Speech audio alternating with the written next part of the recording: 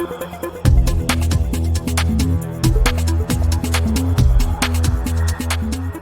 Porsche 911 Cabriolet has improved in huge measures with this 992 generation model. The hood is a brilliantly engineered piece of kit and the chassis dynamics are better than ever. It's getting pricey though.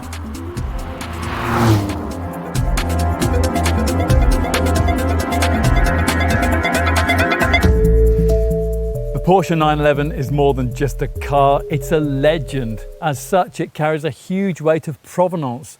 Obscure design cues speak volubly, individual colours have historical resonance. It's something to obsess over. Thing is, for some people, it's just a car. A pretty and fast car, but just a car nevertheless. While most 911 purists would never choose an open-top version, there is a healthy proportion of 911 customers who like the idea of limitless headroom. Real 911 buyers tend to sniff at Cabriolet variants, denigrating those that choose them as not getting the whole 911 thing. But so good is the latest 992 generation car that perhaps the purists are painting themselves into a corner. If owner experience and enjoyment are key to owning a sports car, who's to deny that 911 Cabriolet customers aren't one step ahead of the obsessives? Let's put this GTS version to car and driving's usual thorough test.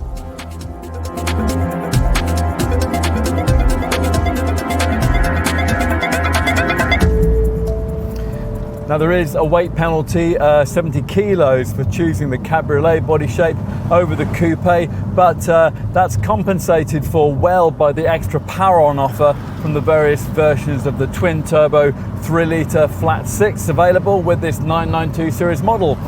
There are 3 mainstream choices. They all offer the choice of either rear wheel drive or all wheel drive, and either 7-speed manual or 8-speed PDK automatic gearboxes. Select from either the base 385 PS Carrera, the 450 PS Carrera S, or this 480 PS Carrera GTS. Even the base Carrera manages 62 miles an hour in just 4.4 seconds en route to 181 miles an hour. The Carrera Ford GTS Cabriolet we're trying here improves that to 3.5 seconds and 191 miles an hour.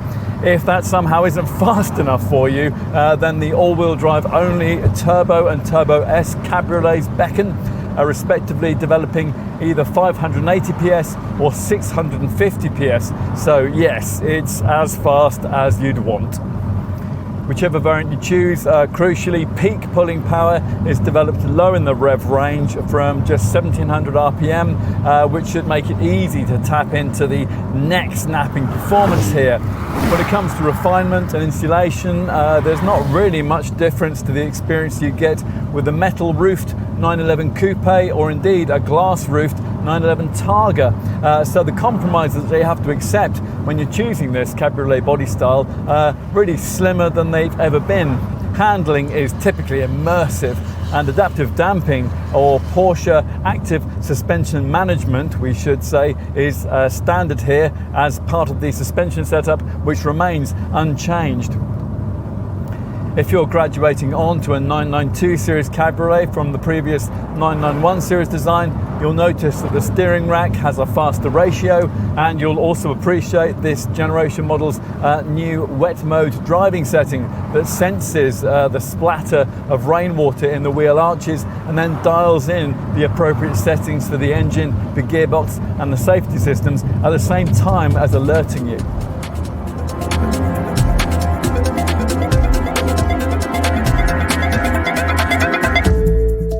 The shape of this 992 generation car retains the classic 911 design cues, but it looks sleeker than its predecessor, and the more elegant silhouette certainly complements the Cabriolet design. You certainly don't get the hunchbacked look of many 911 Cabriolets of the past. It even looks great with the hood up, and that's not something you can say of many Cabriolets.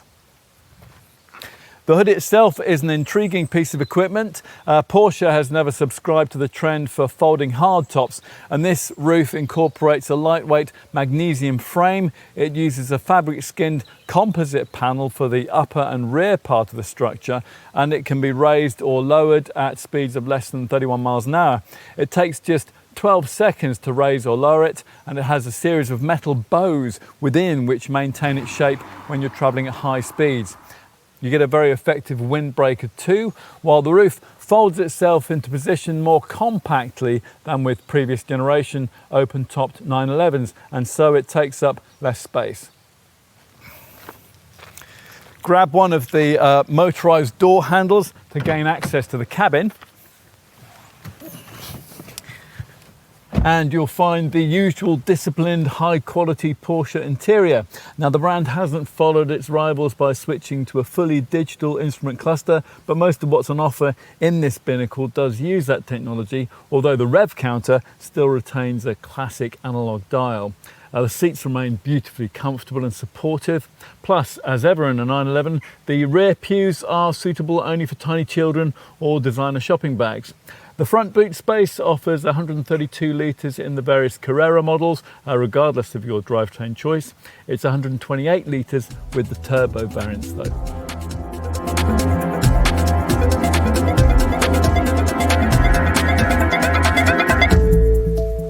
There's a premium of £10,000 to choose the Cabriolet body style over the coupe on a 911. At the time of this test in autumn 2023, that meant the 385 PS Carrera version started at around £107,000. For the 450 PS Carrera S Cabriolet, pricing as we filmed started from around £120,000 for the two-wheel drive model. Add £6,000 to either of those prices if you want the all-wheel drive Carrera 4 models. Next up in the range is the 480 PS Carrera GTS model we're trying here, which, as we filmed, started from £132,000 in Cabriolet form, or £138,000 in the all-wheel drive Carrera GTS guys we've got for this test. Beyond that, there's the 580 PS 911 Turbo Cabriolet, which cost around £169,000 as we filmed, or just under £191,000 in 650 PS Turbo S form. At Carrera or Carrera S level, most customers will want to pay extra for the usual Sport Chrono package, which includes a steering wheel mounted mode switch, including a Sport Response button. Now, this setup, which is standard on the GTS and the Turbo models, enables you to choose from 5 driving settings. There's Normal, Sport and Sport Plus, as well as individual mode and the new Wet mode, which helps to support the driver in the wet. The Sport Response button sets up both the engine and the transmission for the fastest possible unleashing of power for 20 seconds, and that's ideal for your quick overtakes. Standard across the range is the brand's 10.9-inch PCM, Porsche Communication Management Center Dash touchscreen with all the usual navigation and smartphone mirroring functions. Plus, of course, there are leather upholstered sports seats, and there's a grippy multifunction sports steering wheel too. Popular options, well, they include front axle lift, matrix headlights and ceramic brakes. You'll probably want a sports exhaust too, which is standard above Carrera or Carrera S level. Compared to its rivals, Porsche isn't big on camera-driven safety, but the price does include a multi-collision braking system and even a driver training course at the Porsche Experience Centre at the Silverstone Racing Circuit.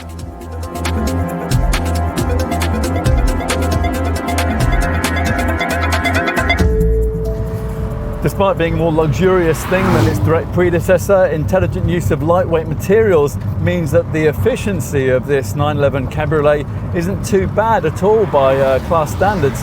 The base Carrera Cabriolet manages up to 27.2 mpg on the combined cycle and up to 235 grams per kilometre, or up to 26.9 mpg and 238 grams per kilometre in Carrera 4 form. The Carrera S Cabriolet manages up to 27.4 mpg on the combined cycle and 233 grams per kilometre of CO2, while the Carrera 4S that manages up to 27.2 mpg on the combined cycle and 235 grams per kilometre of CO2. Next up is the Carrera GTS Cabriolet that manages up to 26.9 mpg and 239 grams per kilometre, or 26.2 mpg and 244 grams per kilometre in this Carrera 4 GTS form. Finally, the Turbo and Turbo S models, they manage up to 23.3 mpg and 275 grams per kilometre.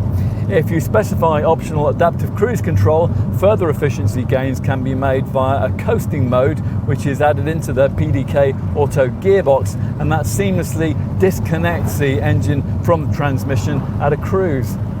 Now, a major 911 buying incentive lies with this car's impressively high residual values. On the downside, because of the high upfront price, it'll face the higher road tax rate of £450 for the first 5 years of ownership after the initially CO2 weighted payment that's rolled into the on-the-road price. Included as part of purchase is the usual 3-year warranty, although that one laudably doesn't come with any mileage restrictions. This package can be extended by either 1 or 2 further years on request. 911 owners also get a 3-year breakdown recovery package, a 3-year paint warranty and a 12-year anti-corrosion guarantee.